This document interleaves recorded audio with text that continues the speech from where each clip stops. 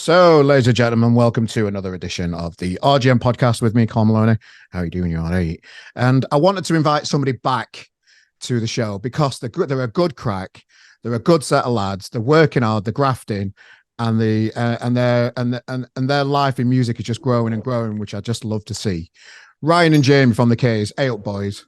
Hello, how's it going? You all right? I'm all right. Thanks for joining us. I know you're busy. I know you've got a lot on. You're always grafting. I can see it. All right.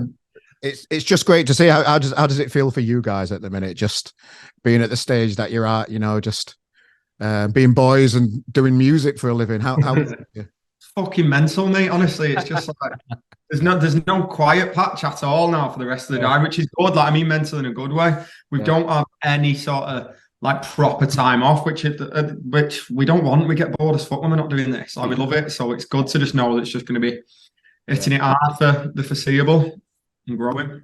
Yeah, no, I love it, and do you sometimes need a bit of downtime though? How do you like switch off from the madness that's going on around you? Because I presume mental health is always a thing that people discuss in the music industry, and just to keep things calm, how do you stay sane through it all? It's good to have a couple of days off, but when you're at home for a couple of days, you just fucking want to get back on again. So that sort of time's driving you a bit mad. That first day when you're at home, you're like, oh, this is fucking ace, can sit here and do now all day. And then the next day you're at home, you think, fucking hell, I've got to sit here and do now all day. And then you're fucking like raring to go. But we never do. If we're not touring, we're always in here, we're always writing, we're always recording, we're always doing shit now. So it's good. Yeah, no, I love it, man. And thanks for joining us again. We've just had your latest tune out on RGM magazine, Landmines, new single out there now. In the description of this podcast, you can see a link straight to the tune. Get yourself involved with it. Nice tune, lads. Nice one. Just talk us through your last single and what it's all about and what it means to you as people and a band. Yeah, it's just about us going out on the park as kids and getting pissed, basically. Yeah, like every young teenager did. Yeah, it's just that's literally like I did a little video explaining it and like talking through like actually on location of what the song's about and stuff. And it's literally just about life. It's just about growing up in just sort of like a normal town and trying to find ways to spend your free time when you're too old to go out playing on parks and that, and too young pubs. What age do you think it is too old to be playing out on parks? You think? Definitely too old now. Yeah, fair enough. You know what I mean? You're sort of stuck in that middle where you feel like you're growing up a bit and you want to go out and get pissed and stuff with your mates, but you can't go in pubs, so you just have to find somewhere to do it. Yeah, no, I saw some of your socials. You were when you're driving about and your manager said, let's get some footage from there or something, and you had your shorts on or something, and you're in the fucking middle of a field or something. Yeah, that was Jeff, our cameraman. Yeah, I stopped for a piss at the side of a road. I can't remember where we were going. Scarborough, wasn't it? Scarborough, yeah. Blondie show. And he was like, actually, it looks quite good that. So I'd get stuff out the back and get changed or something, stand in that field. But look, at the end, it's all worth it. So you can't even switch off when you're on a fucking drive, can you? When you're having a piss. Yeah. Love it though. Love it. I love it. So the K's have succeeded in creating a single with a catchy hook as well as a tempestuous atmosphere, thus ticking a big box in the successful indie rock band checklist. Landmines is an absolute belter of a track that truly lives up to its potential. So, they're just a few words from us just about this tune. So how do you think it's like landed? Because I know you've got a lot on festival season and all that kind of stuff. It's always nice to bring a single out just to remind people of the new tunes and the stuff that's coming your way. How do you think it's landed, and what's the reaction you've had? That's why we wanted to bring it out, because of the festivals. It's a bit of like a festival anthem. So we're looking forward to playing it to like the bigger crowds at some. Yeah, we've still not played it live yet, have we? Played it live once years ago. Yeah, but we've not played it live in the sets yet this year. We've only had 2 since it come out. Okay. But yeah, we're gonna squeeze it in for this weekend or next weekend or whenever it makes the most sense to do. So it's really hard though, because when you're playing these shorter sets over festival season, like it's which one do you drop? Because obviously we've only got 6-7 songs at a lot of festival sets, and we must have 10 songs out now. So it's hard to pick which ones to drop. So last week we just did the usual set, but this week we're going to mix it up and throw Landmines in there. Yeah, nice one. So you mentioned you played with Blondie there. We can't not talk about that experience. It was fucking nice. An actual living legend that's out there doing music. You know, I watched a set at Glastonbury. You know, it's just an amazing woman, isn't she? What was that experience being like? Did you meet her and stuff and chat to her and all that kind of stuff? Yeah, she watched our sound check, and then when we did our set, she came out and she was sort of like bopping away on the side of the stage, and then we walked off and we just sort of got a photo with her and said hello, and she was just chatting like fucking sound as fuck. So like, nice. Apparently they handpicked us to support them. Yeah, so they got given like a load of options, and apparently the band were like, "Yeah, we'll have these." So that's always nice. But it's for somebody who's been doing it so long, for her to still actively want to go out and watch the new music coming through and watch the people supporting her and stuff. So it's like, it says a lot about her as a person, because she could just sit in a green room and just think, "Fucking hell, I've still got an hour till I go on." But no, she's still well involved with it. She still loves it, like, so. Fair fucks to her. Yeah, just like what an amazing industry legend, isn't she? Really, she's 100%. Was it intimidating for you at all? No, I know you're confident lads and that. Like, what was those questions? No, we weren't intimidated. Was it intimidating in any way, just to like be around a legend like that? No, it was not really. It's just like you just said it. You're not intimidated. You're just like buzzing. I don't know, because obviously she is just a fucking icon. And she was so nice to us. It's difficult to be intimidated when you're around somebody that's being so nice to you and being so complimentary about your band and stuff. She's just a nice person, so it was easy as fuck to talk to her. I tried to my mum. My mum fucking loved her growing up. So Did your mum meet her then? Did No, she couldn't make it. My mum, but she was wounded. So, but yeah, no, it would have been good. It just shows, because the last time we had a chat, we're in the hundreds now in the episodes, and it was episode 36 last time we had a chat with you. Yeah, fucking hell. So it's like more than a year or so ago. It's just gone like that, and what I always enjoy about you two is just the banter between you two, and how much you share about your personalities online, because I don't see a lot of bands doing that. They tend to get bogged down with just all promotion. And no fun as well. People take themselves very seriously these days. And what I enjoy about you guys is that you look like you're having fun, which I enjoy. Yeah, definitely. It's fucking at the end. That's the only way to keep socials bearable. If you're just having to hammer promotion on your socials all the time, it's boring, fucking dreadful. So you've got to keep it fun just so you can keep up with it. Like, but that's just who we are as people. It's just always been the same. That we're not like. We don't want to be them fucking bands that just try to stand around looking posy and cool and that, and like fucking. So what I mean, it's never been us. We're just. Plus, we love taking the piss out of each other. I can see that. And I, as a fan of the K's and doing this podcast and the magazine and stuff, I really enjoy seeing a band enjoy themselves and take the piss out of each other as well. Yeah. So what about the other two? The other two look like they're up for a laugh and all. Yeah, they are. Nice, mate. Now will be here in a minute. He'll probably walk through here. I know. Okay. Well, 5 minutes. We'll say they'll be up in a bit. But yeah, no, they're great, mate. I don't know have you not met either of them before? No, I don't think I've met you in real life, guys, yet. But it's going to happen. I'm wanting to come to your academy gig, but I slept too long, so I might have to try. Oh, fucking hell! I didn't expect it to fucking sell out in like. Yeah, we did, mate. Neither did we. It's always a bit nervy when you've not announced a big one, like a proper big one for ages. Because like there's always, even though you know you're going to sell it, well, not know you're going to sell it out, but you know what I mean. Like you still have that little thought in the back of your head, thinking, what if we check tomorrow night and there's like the tickets gone, and we're just going to think, fucking hell, what we're going to do? But obviously we never had a chance to think that, because it was gone by about. We had the last update and there was about 100 tickets left when we had the close of play update at about 5 o'clock. So it went that night, and then there was a couple of stragglers on the actual venue website the next day. That got snapped up, and then we could announce it's sold out. But we were waiting on it's pain in the ass when it's the weekend, because you're waiting on the posters to come across, but nobody's working because it's the weekend. So yeah, we sold it out pretty much straight away, and then had to wait until when did we do it? Saturday night. Yeah. So it's like it'd already been sold out for ages by the time we announced it's sold out. But yeah, it's a big old room, that one, boys. That's going to be I think it was the Albert Hall last time we was in Manchester, so it was a bit like, and it was just after COVID, so he's trying to sort of gauge the crowd, and everyone was still a little bit edgy on going to gigs, so we was like, how the fuck's this one going to go? And then it just fucking. And we're like, okay, we'll set that then. That's not so bad. Why do you think it's like gone that way, particularly in Manchester? Why do what? I think there's a buzz happening. I don't know. There's just some fucking. It's just grown and grown, and it's just gonna.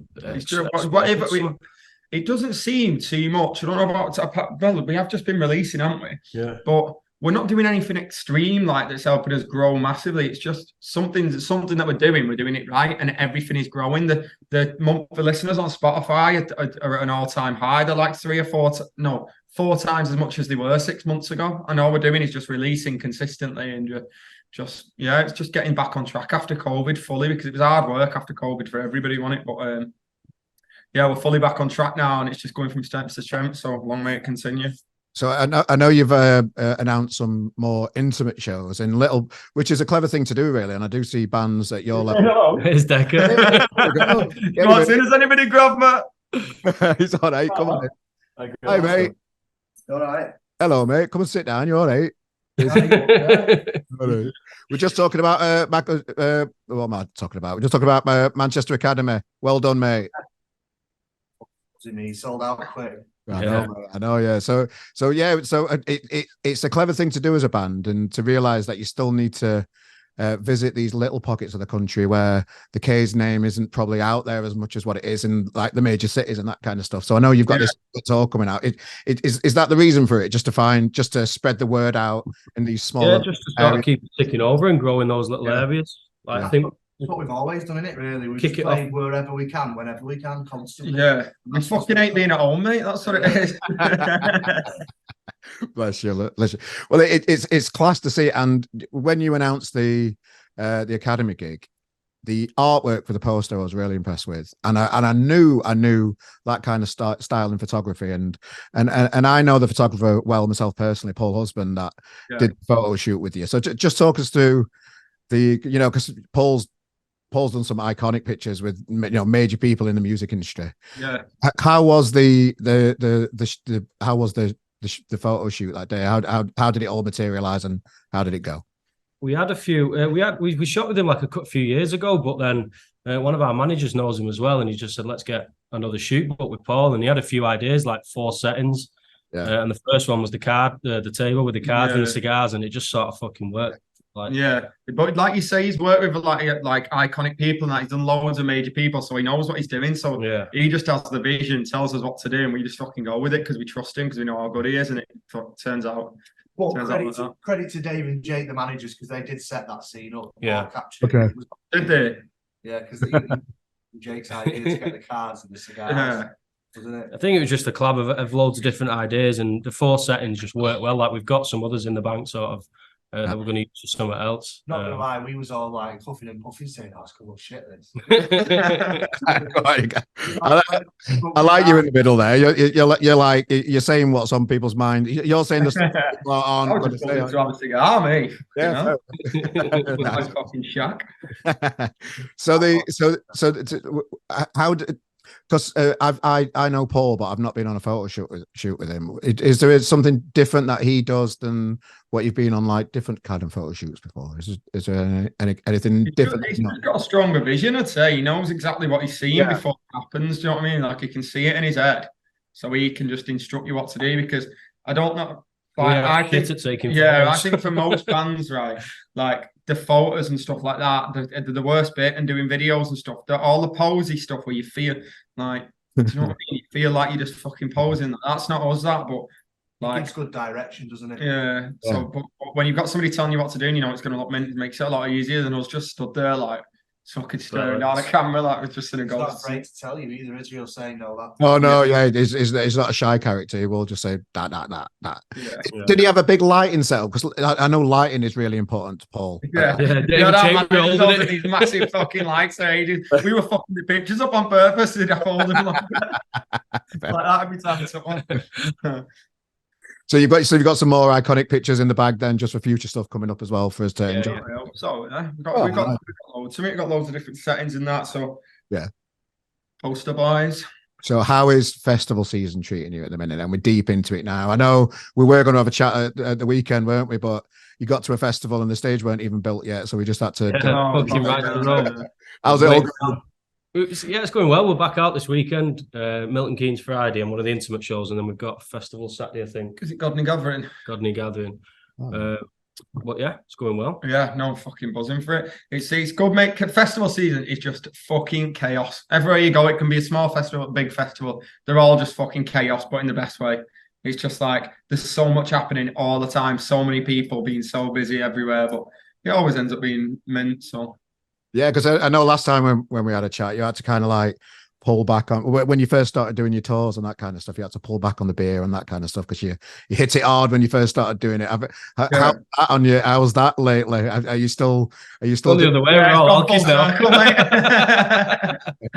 Yeah, no, it's gone full circle. Do you know what? We probably do drink a little bit more than we should, but we have a good time. So fuck it, here for a good time, not a long time, as they say. Yeah, too right. So you build this back catalogue up, the tunes keep coming. Is there, when people build up a bit of a successful catalogue, they kind of collate a few songs and turn it into a bit of art named an album. Is anything like that?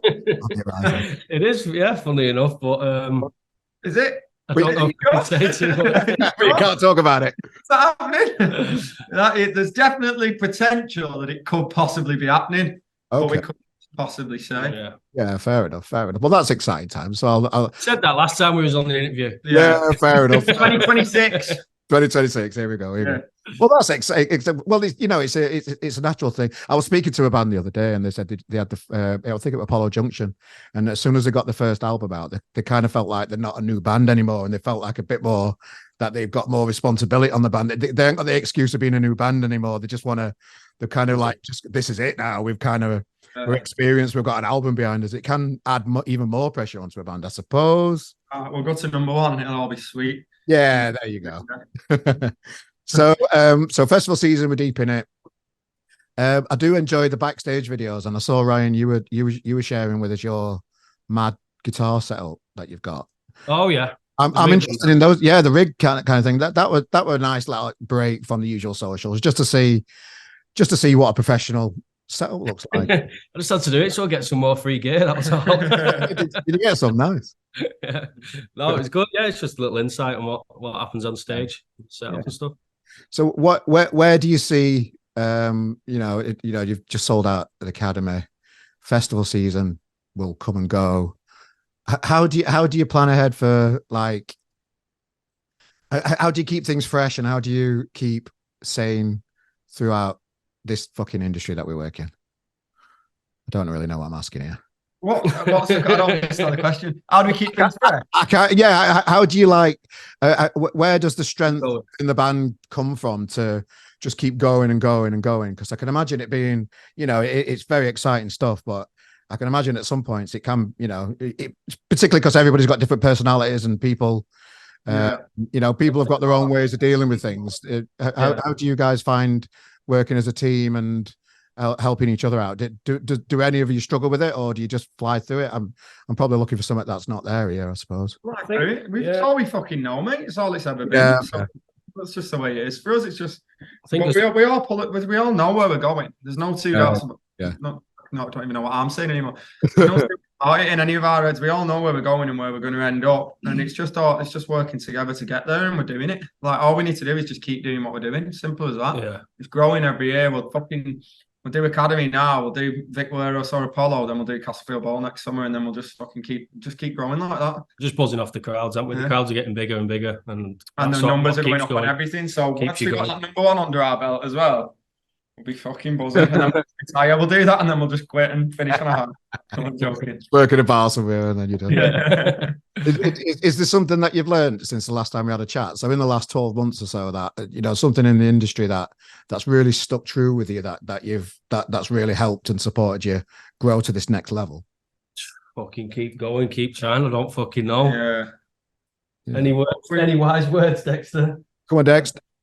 We keep each other going, don't we? It's like a brotherhood, isn't it? Why would you not want to just keep having a laugh with your best mate, playing in front of thousands of people and believing that your music's the dog's bollocks? Yeah. Why would you not want to carry on doing that if you could?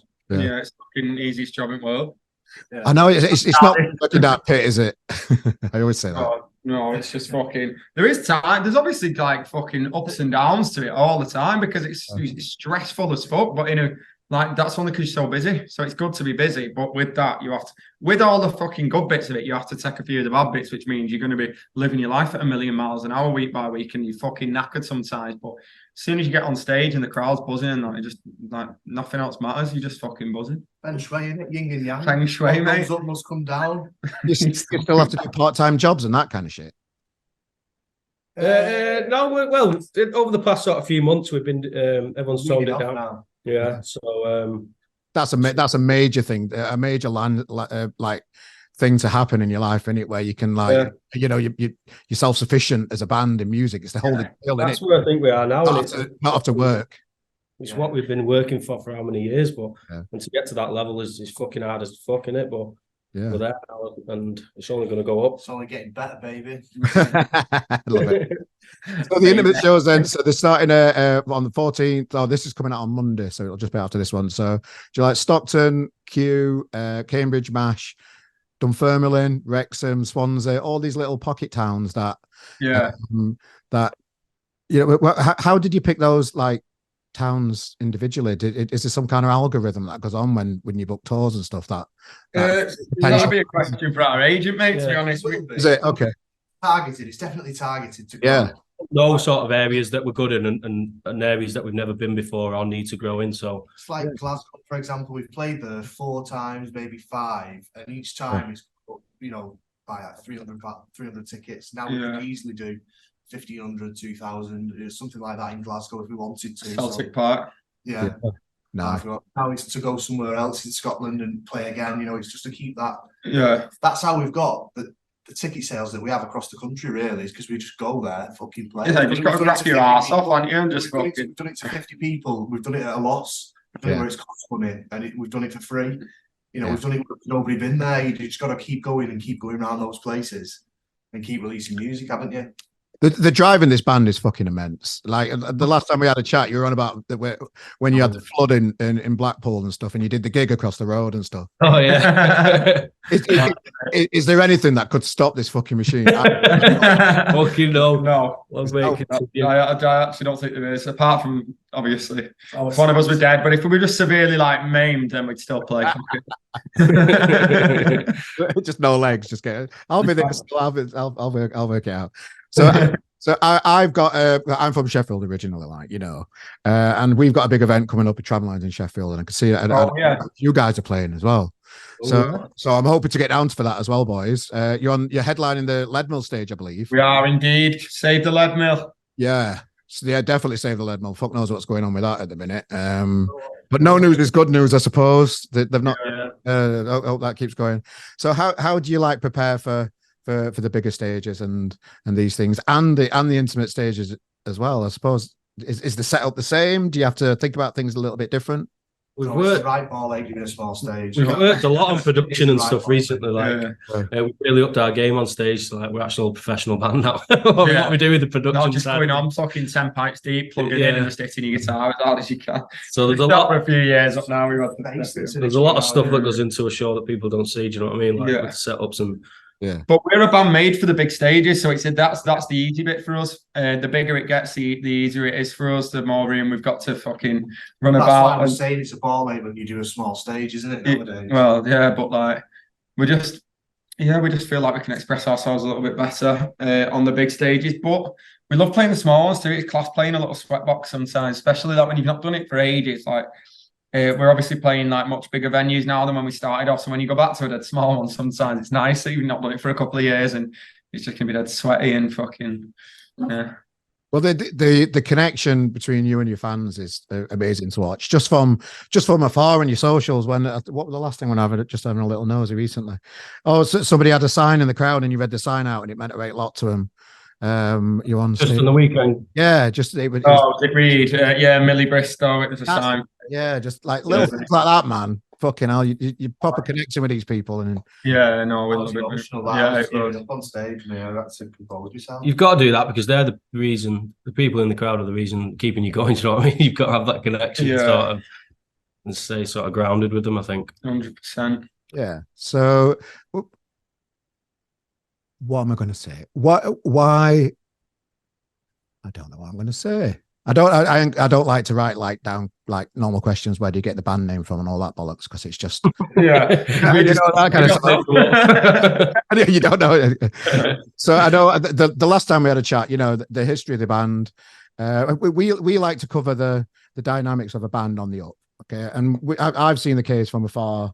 just grind and grind, and there's no secret really in the music industry. You just got to graft and engage with your fans in new different ways on the socials and stuff. How do you find the social kind of stuff? Because we're in a world now where you can say the one wrong thing and get absolutely slammed for it. Does that kind of, now you're successful and you've got, you know, it's paying your way, you've got the holy grail, do you ever get worried about saying the wrong thing sometimes? Because you have to think about it, I suppose. Oh. Just have to put a tape over my mouth. That's why I'm not supposed to be here now. I've rocked up early. His face off. That's it. Just being common. Just being fucking. It's easy, mate. It's fucking just common sense.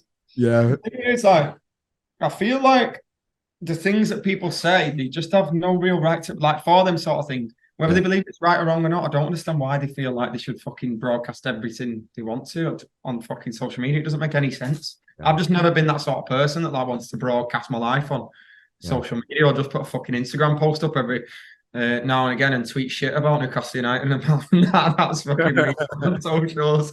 Like, I don't understand like how people get so fucking heavily invested in them, to be honest. But no, I don't worry about that at all, because that's I don't blame it. It's so much wasted energy, isn't it? Just getting. Yeah, that's what I mean. Like, you see people arguing on Twitter with people they don't know, and it's literally like, what the fuck are you doing? Like, go outside, go and breathe like fresh air or something, for fuck's sake. Fucking rowing on Twitter with randomers. Yeah, it is annoying, isn't it? And is there some advice? Like, because I always like, because a lot of like brand new bands listen to this podcast. Is there any words of wisdom that you could share with a band that maybe have just done the first few gigs and they're wanting to really crack on, but they're struggling to do it? Do you have any words of wisdom for these young guns out there that are just starting off?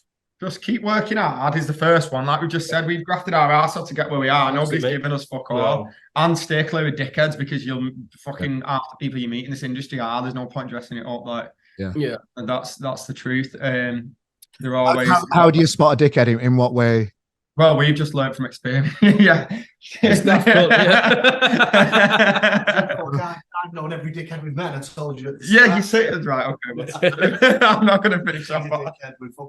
Just fucking grind it out. What bands like? We've learned through experience that, like, the thing is, watch what you're doing with your signature. Don't be signing nothing. Do you know what I mean? Watch what you're doing with your signature. That's fine, but read the fucking small print. Well, no, don't get somebody to read the small print and knows what the fucking read. Get a lawyer to read small print and explain it. But to be fair, we've done that every time, and that any time we've been sort of shafted, it's been people just not doing what it says in the contract, and then we've had to fucking go through all the stuff of getting the songs back off them, and so it just pricks everywhere, mate. But you can spot it once you've spent a little bit of time in the industry. Here he is. Well, come and say hello. You just learn, you know. For people listening to the audio version of this podcast, the lads are gradually coming into, everybody's here now. Here we go. That's it. So we were supposed to practice at 1 o'clock. And turn up at 10 to 2. There you go. Brilliant. So we're in the kids' rehearsal room as they prepare for festival season and to crack on with this music industry. So any other singles coming out soon or anything like that we can that you can't talk about? No. The answer already. Yeah. Okay, so we'll look out for new music. Obviously, you're a band. You're gonna have new music out. It's obvious. Yeah. What we're going to expect? What we're going to expect at like shows like? Do you have more of a budget now for like the academy gigs? Can you start doing lasers and shit? Or I'm gonna rein yourself in a bit. Flamethrower guitar. Got fucking Freddie Mercury's hologram coming on. Hologram. Do you think about the production side of it more? Like, 100%. We do that. We've got to. Yeah, we're stepping it up. We're getting our own. We've never had a lighting tech touring with us before. That's going to be a new thing. Nice. We're going to have loads of fucking mad lights. It's going to be like being at Creamfields or something like that. Not like Spinal Tap and Stone Angel come down, foot back and all that. It's so good. It's so good to catch up with you every now and again. See how much fun you're having. As a failed musician, I'm quite envious of your position, to be honest. But I don't blame you for grabbing the world by the bollocks and just fucking going for it. I think it's you think you got it, haven't you? So okay. So for the people that haven't clicked on a link for the little intimate shows, and that might be watching in Stockton, Cambridge, Dunfermline, Wrexham, Swansea, what would you say to those guys that they've seen the K's name out there? They think, oh, they're coming to my hometown, but they're hovering over the fucking ticket link, and they haven't pressed it yet, what would you say to those guys? Just click it. Fucking hell. None of them ones. What's the worst can happen? This is where we need to do like an Oxfam style advert now with Nathan. They see what I mean about how we don't talk. This is why we've got to keep him quiet. You need to feed him. Look how funny he is. Has he fell down? Yeah, click the link. Click the link. So, boys, it's always a pleasure to get to know you. I know you're busy, and I really do honestly appreciate all the time that you give up, just for our little interview today. I really appreciate you're more than welcome, mate. Thank you for having us. Cheers, boys. So yeah, enjoy the big festivals. I'm going to try and get to Tramlines. What day are you on Tramlines? Friday night. Friday. Friday night. Nice one. So yeah, I'll be down there filming and interviewing some bands down there, and also I might even see them stick a pint in front of you at some point. Yeah, give that a shout. Keep fucking going, lads. Enjoy rehearsal. Nice one, mate. See you later. Really appreciate your time. Cheers, boys. See you in a bit.